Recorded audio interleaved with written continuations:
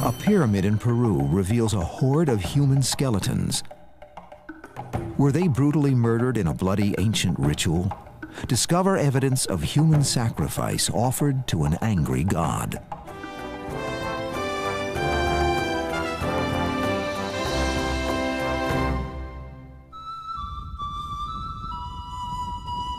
The northern coast of Peru, one of the driest deserts on Earth. Less than a day's rain falls here in a year. But in ancient times, civilization flourished in this desolate place.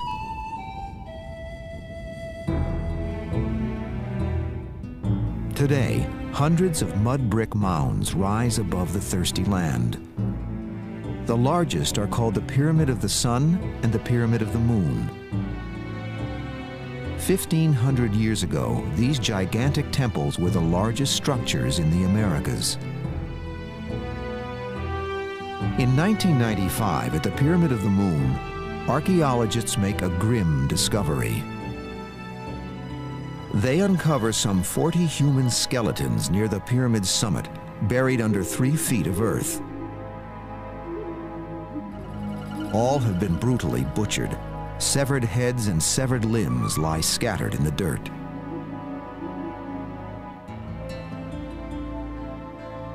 Anthropologist John Verano examines the mutilated remains. Like a detective investigating a mass murder, he records what little is known about the victims. They were all young males between about 17 and 30 years of age. And they all show signs of having died violently. They show signs of having their throats cut, some were decapitated, others had blows to the head, some had a combination of those things.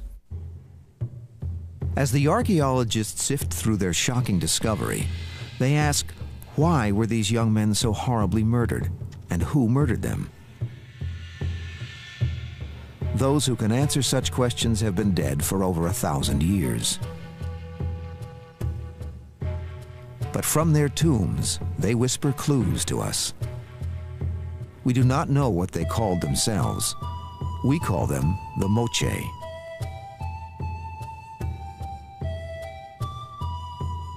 They were builders of an extraordinary civilization. Nearly 2,000 years ago, they made a desert fertile, created magnificent art, and gloried in rites of death. The Moche were one of the most gifted peoples of the ancient world. Were they also one of the bloodiest?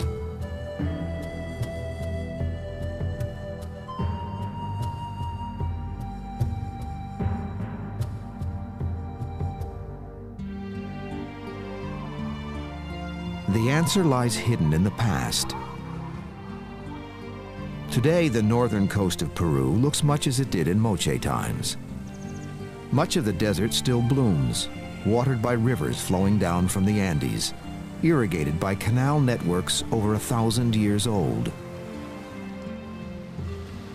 Fishermen still ply their trade with reed boats identical to those built by the Moche 18 centuries ago. But the Moche people who once ruled this land remain hidden in time's shadow. Little known compared to other ancient American cultures like the Inca and the Aztec. But what is known about the Moche reveals extraordinary achievements, equal to those of their more famous neighbors. No one is sure how Moche civilization began. All we know is that it arose about 100 years after the birth of Christ, a time when people had already lived for centuries on the northern coast of Peru.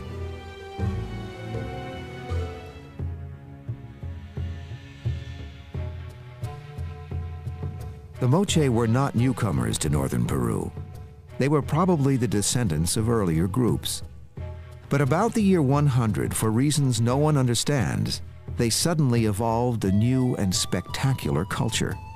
Before long, they dominated the fertile lands irrigated by the rivers flowing from the Andes to the sea. Their civilization would flourish for nearly 700 years. At At the height of their power, the Moche ruled some 250 miles of the coast. Their farming and fishing skills fed a huge population, perhaps more people than live today in northern Peru. They lived in settlements built around their pyramids. Some of these settlements may have been as large as 10,000 people.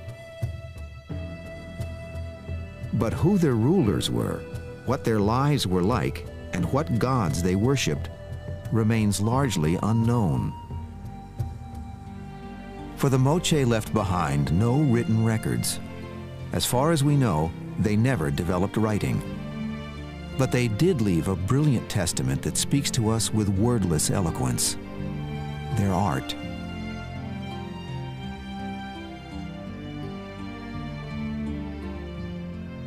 Moche art is famous throughout the world. Collectors marvel at its superior technique and unsurpassed originality. Critics compare the Moche's best work with the masterpieces of the Greeks, the Mayas, and other great artists of antiquity.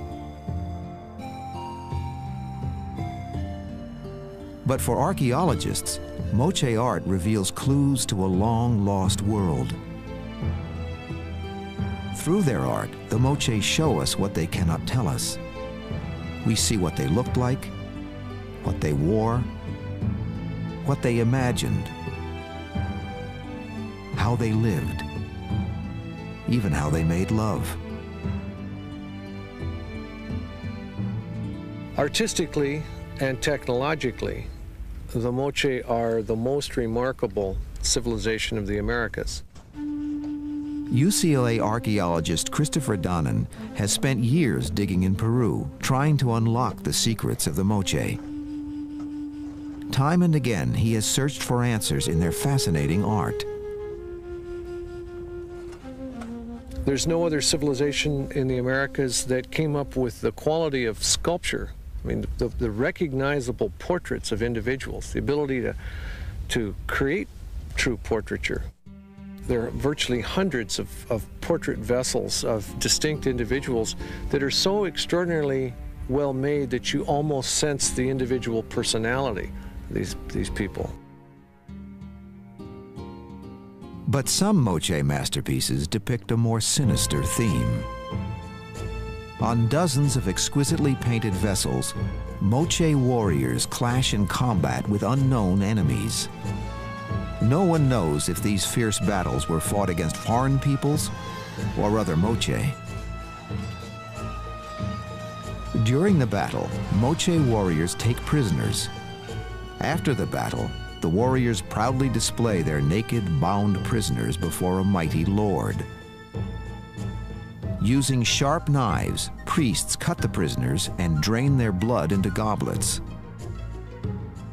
The priests give the goblets to the Lord, who drinks the prisoner's blood.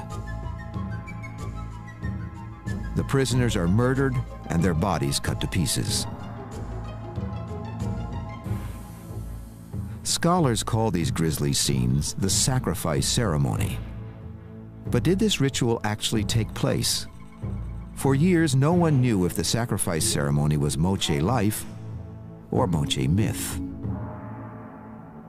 We had no way of knowing whether this ceremony ever went on, whether the Moche ever did it, and whether these people who we had identified were real Moche people or if they were somehow mythological or deity figures doing this in the heavens.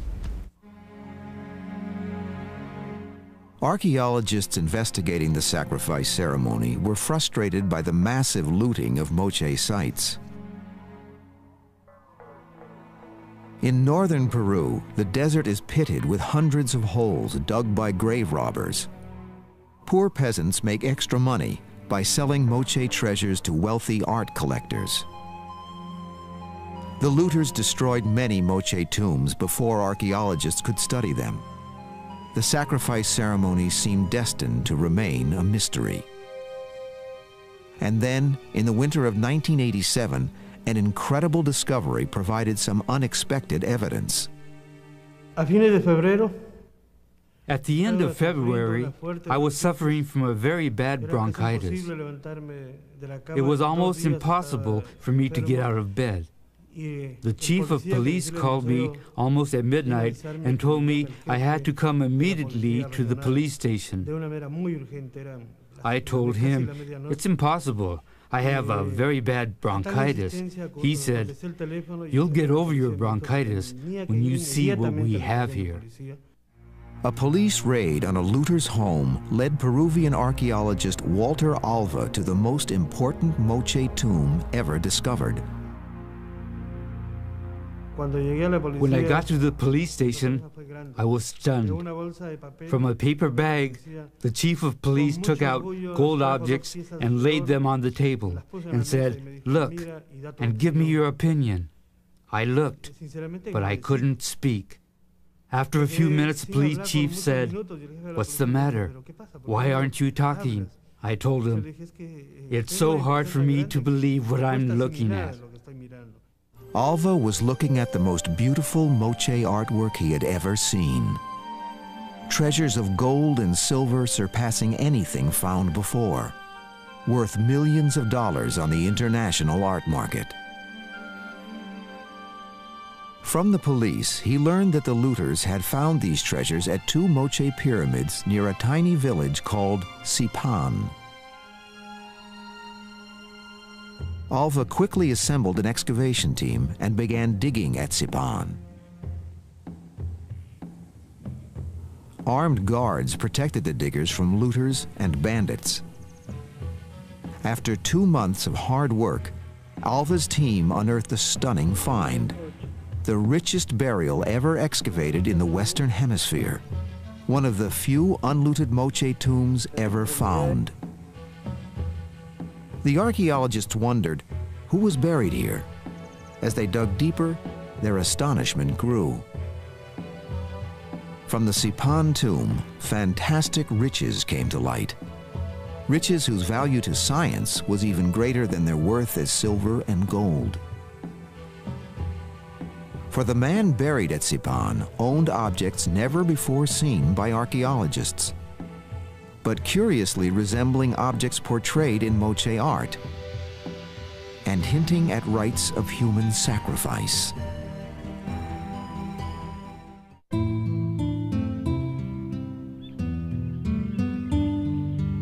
Today, at the Bruning Museum in northern Peru, the treasures of Sipan are still closely guarded.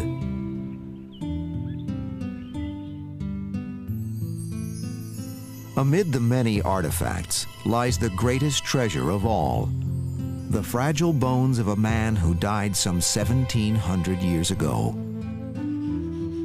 He was the owner of Sipan's riches and took them with him to his grave. Archaeologists call him the Lord of Sipan.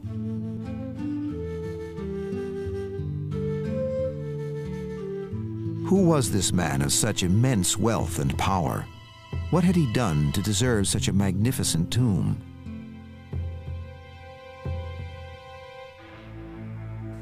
The answers to these questions would stun archaeologists. As they uncovered more and more exquisite artwork, the archaeologists excavating at Sipan realized that Moche nobility were as rich and powerful as any despots of the ancient world. Until those tombs were found, we had no idea of the pinnacle of Moche society. It would be almost as though you were trying to reconstruct ancient Egypt, but knew nothing of the pharaohs. The Lord of Sipan had a triple authority: military, religious, and civil. He was part of a dynasty of men who were invested with a semi-divine stature, as the Inca had it during the Inca Empire and the Pharaoh had it for the Egyptians. It was a totality of the earthly and divine power.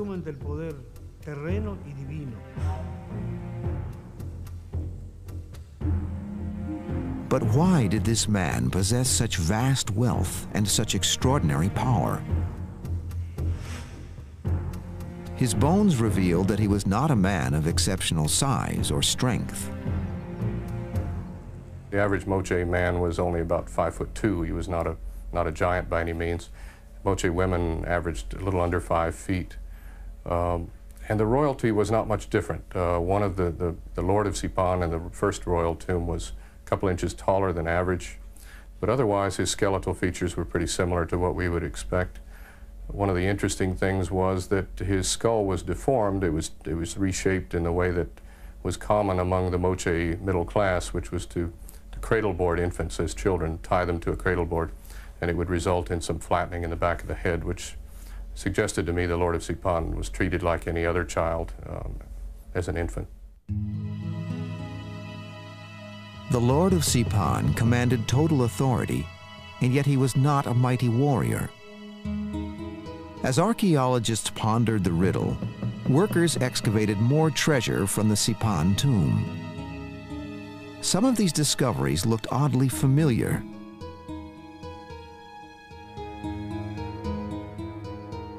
Since 1970, Donna McClelland and Christopher Donnan had been studying Moche art at the University of California.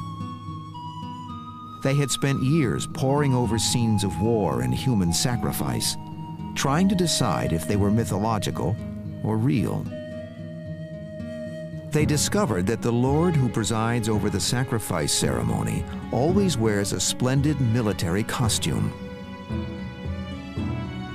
He wears a golden crest on his helmet and a metal protector called a backflap behind him. In 1972, Christopher Donnan dubbed this lordly figure the warrior priest. 15 years later, as he watched the excavations at Sipan, Donnan was amazed as workers uncovered a golden head crest in the tomb of the Lord of Sipan. His amazement deepened as a golden backflap was discovered. Both head crest and backflap were identical to those worn by the warrior priest in Moche art. Was this proof that the sacrifice ceremony was not myth, but actually took place? As they went down through removing the contents of this principal individual's coffin, I thought, but these are exactly the things that we had identified being worn by the major priest at this sacrifice ceremony. This could, in fact, be his tomb. Donnan was convinced when the Sipan excavators uncovered a magnificent golden scepter. In death, the Lord of Sipan held it in his hand. The same scepter appears in paintings of the sacrifice ceremony at the feet of the warrior priest. Now we look at Moche art with an even greater certainty that what we're seeing in Moche art is what these people actually did. Prisoners were brought back into ceremonial centers and marched around, and a lot of people had the ability to see these people who were going to be sacrificed. And then the sacrifice itself was a pageant. Was the Lord of Sipan a warrior priest who drank the blood of human beings destined for sacrifice? The discovery of his tomb was the first clue that the bloody rituals depicted on Moche art may have been real, not imagined.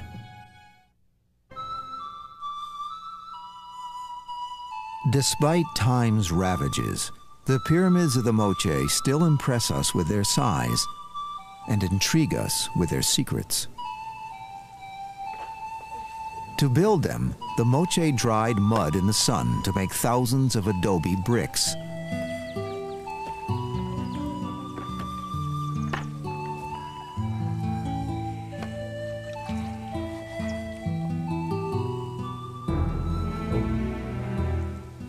With massive effort, they piled brick upon brick until their pyramids soared to the sky.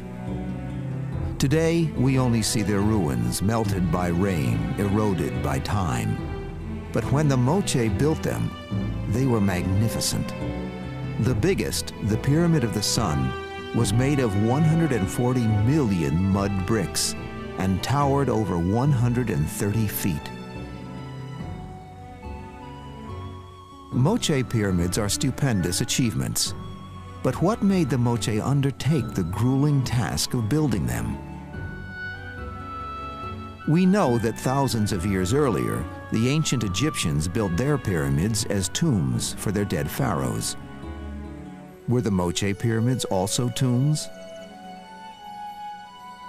Scholars believe that religious faith, not royal funerals, inspired the Moche to build their pyramids. Moche pyramids are structures on which ceremonies took place. They're not like the Egyptian pyramids, which actually come to a point. Apparently, to the Moche, height meant spirituality or had a certain important religious aspect to it. And what you were doing was trying to elevate the sacred place. Ultimately, over a period, in some instances of centuries, Moche pyramids became the size that we see them today.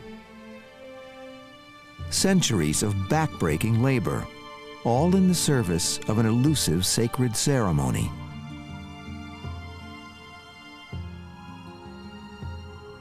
It may have been something to do with world renewal or fertility or something that was considered by the Moche themselves to be extremely important in order to make the world work, to make society hold together, to have the right relationship with deities, the right relationship with their environment, to keep the whole thing moving along. For years, Moche gods and rituals remained a puzzle, but new digging is producing some intriguing clues. 30 miles north of the Pyramid of the Sun and 80 miles south of Sipan lies the Moche pyramid called El Brujo, in English, the Shaman. At El Brujo, Peruvian archaeologists have erected awnings to protect the artistic treasures they have found.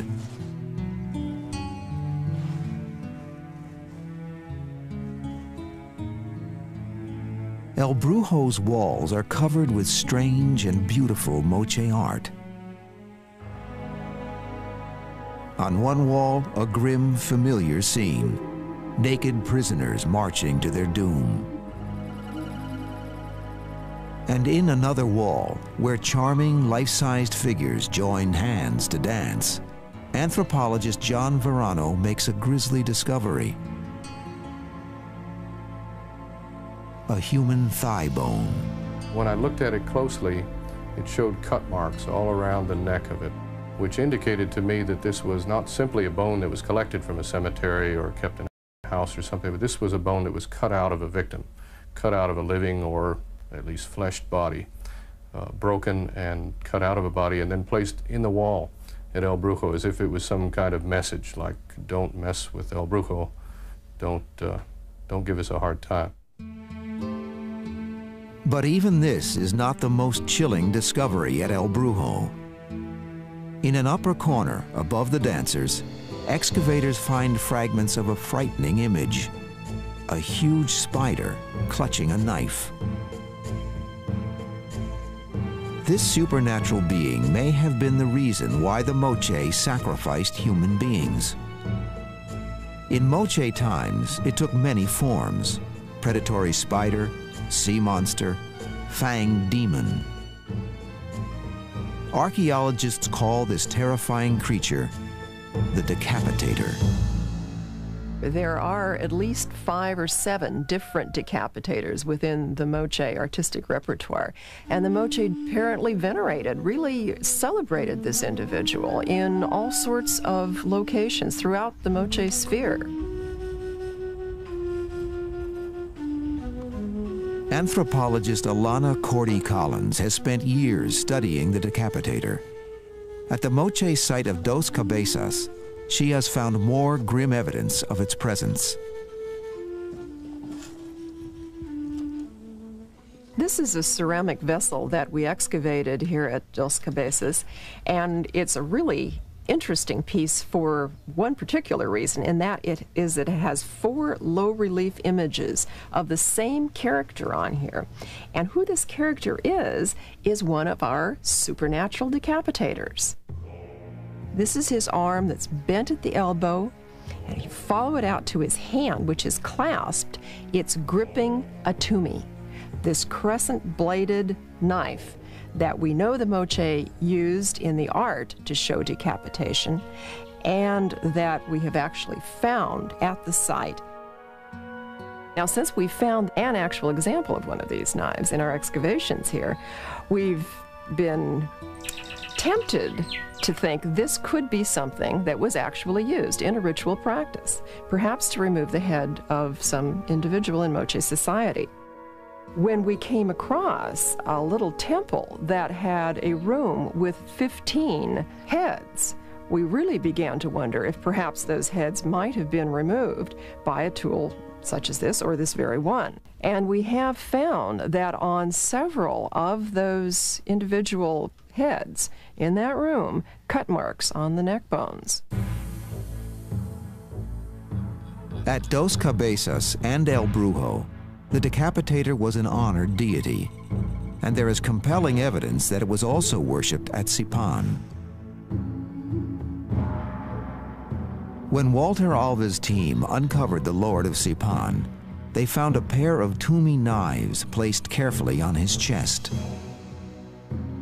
At his waist, they found magnificent gold and silver decorations, crowned with portraits of the spider decapitator.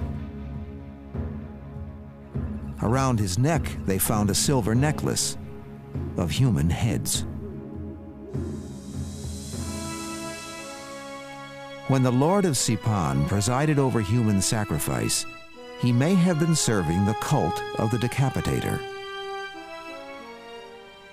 Decapitation was part of a greater ritual that the Moche were involved in: the capture of prisoners on the battlefield, the arraignment of prisoners before a high lord, and the letting of the blood, apparently the ritual drinking of the blood, and ultimately the decapitation of the captives.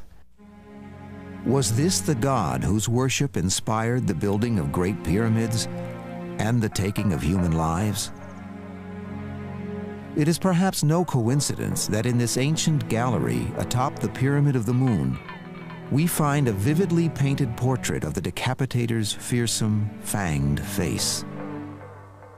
And nearby, the mangled bodies of the young men the Moche slaughtered so long ago.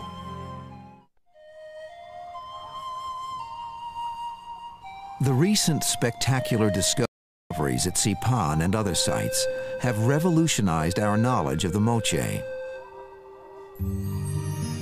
We know now that Moche rulers possessed immense wealth and used that wealth to commission artwork of surpassing skill and beauty.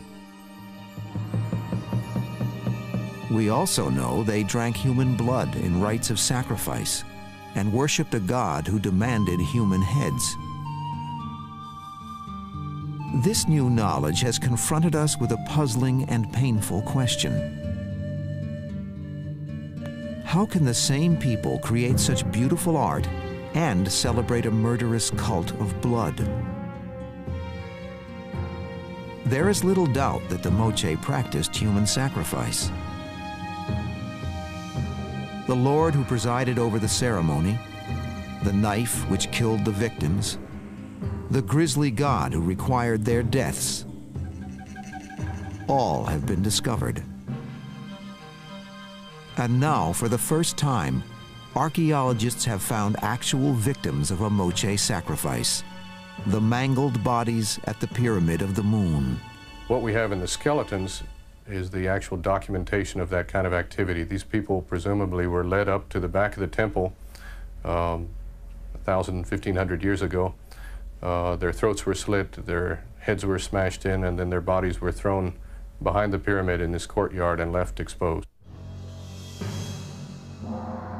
The specter of human sacrifice darkens the brilliant image of the Moche, but many questions remain about why the Moche needed human blood.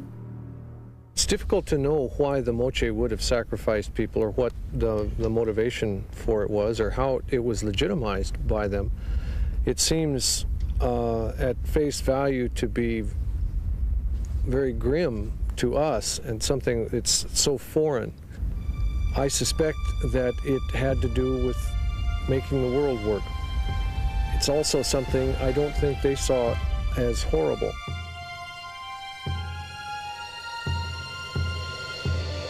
For scholars like Christopher Donnan, even the darkest aspects of Moche life are redeemed by their society's elegance and spiritual value.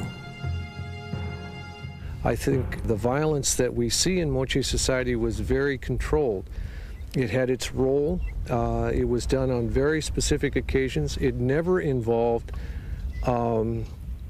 mistreatment of women or children. I sense that it was done almost like medieval knights who would dress in very elegant attire, even though they're engaged in one-on-one, hand-to-hand combat, have plumes and nose ornaments and bangled earrings and all kinds of jewelry on, things that would really encumber them. But that was an important part of it. It was supposed to be spectacularly beautiful.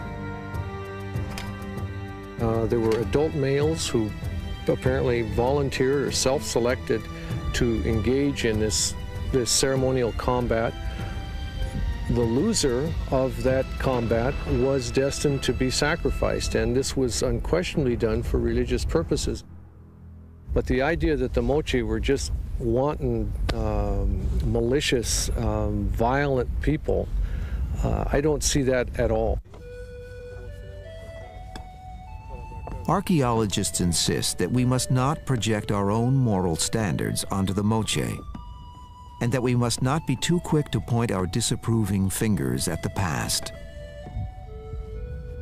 We in our society, in fact the world round here at the end of the 20th century, have wars where we all decide that we are going to sacrifice our youth, and we send them off.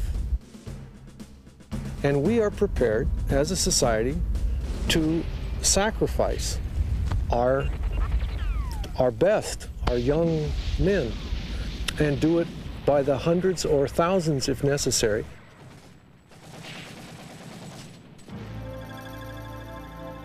And yet the appalling sight of twisted, butchered skeletons haunts our minds and demands an explanation.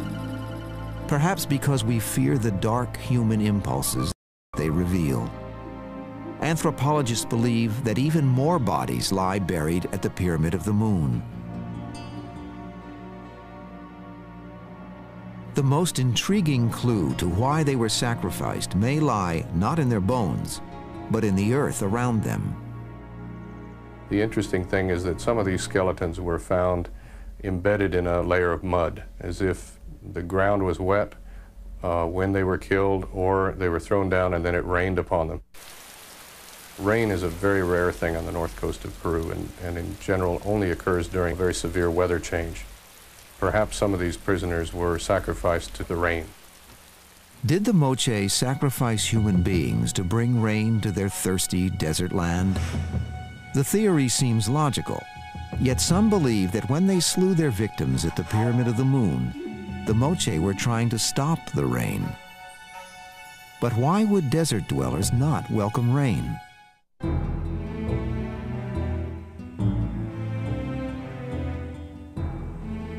By the year 500, the Moche were at the height of their success. Their pyramids and their power dominated the northern coast of Peru. But a few decades later, the Moche would be desperately struggling for survival against a fate which all their technological prowess and all the blood of their sacrifices could not forestall. What unstoppable adversary brought the mighty Moche to their knees? Its name was El Niño. From time to time, ocean waters off the coast of Peru suddenly become much warmer than normal. Scientists call this strange phenomenon El Niño, after an ocean current which they believe causes it. The warmer water makes heavy rain fall on the parched Peruvian coast. The rain brings disaster. In 1982 and 1983, El Niño devastated northern Peru. Some desert areas were pummeled by 90 inches of rain in a single week. It is not hard to imagine what El Niño rains would have done to the irrigation canals and mud brick cities of the Moche. Archaeologists know that an earlier El Niño period began in Peru around the year 560, when Moche civilization was at its peak. The torrential rains melted mud brick buildings and washed away the network of irrigation canals. Rivers of mud poured into the sea, and the sea sent them back as acres of sand. The relentless sand buried cities and choked irrigation. Crops died.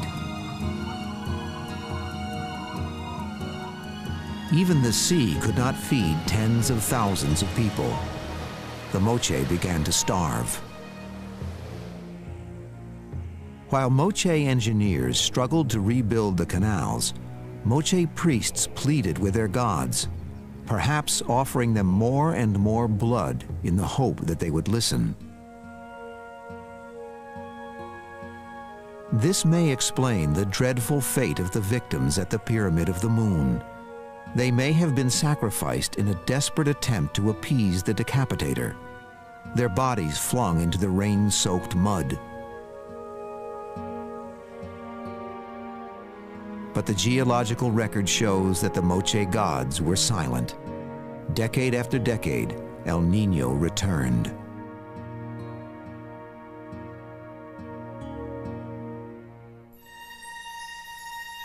The Moche struggled valiantly. They held on for another 2 centuries, pounded by drenching rains and blowing sand. But in the end, their splendid civilization was broken. By the year 800, it had disappeared. The ancient Moche are gone, but their legacy lives on. A legacy of unsurpassed artistic achievement and bloody rites of death.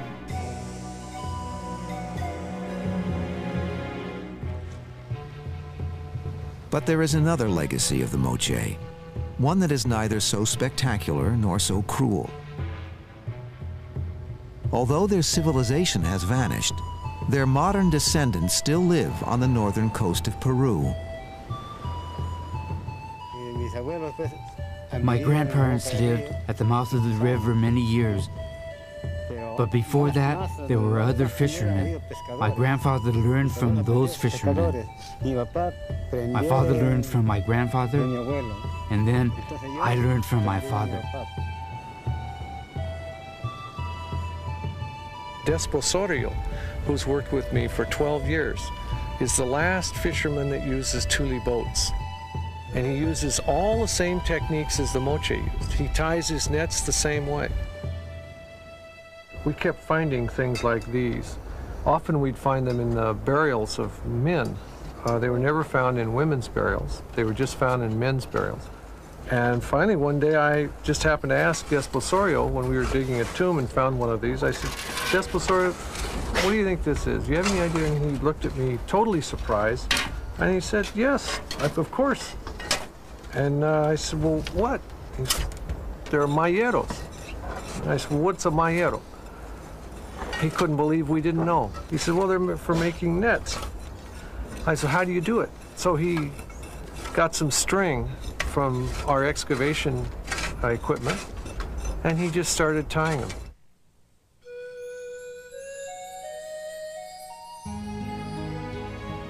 There isn't the slightest change from what we see depicted in the ceramics of these people at 300 AD and what he's doing right here on this beach. all of this feeling that the culture is still ongoing makes this an even richer experience. You have no idea what joy it is to have their descendants who are still here and are such remarkable people. It's the greatest joy of my life. We may never fathom all the secrets of the Moche. With no written records, much of their greatness has been lost forever.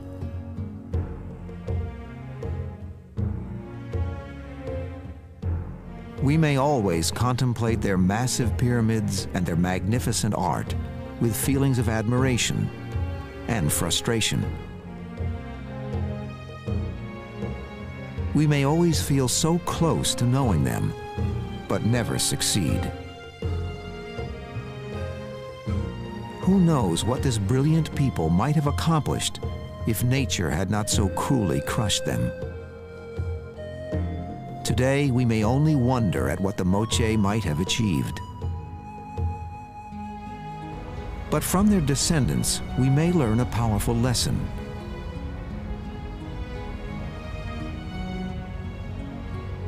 Great civilizations flash across history like brilliant stars, only to burn themselves out in the darkness of time.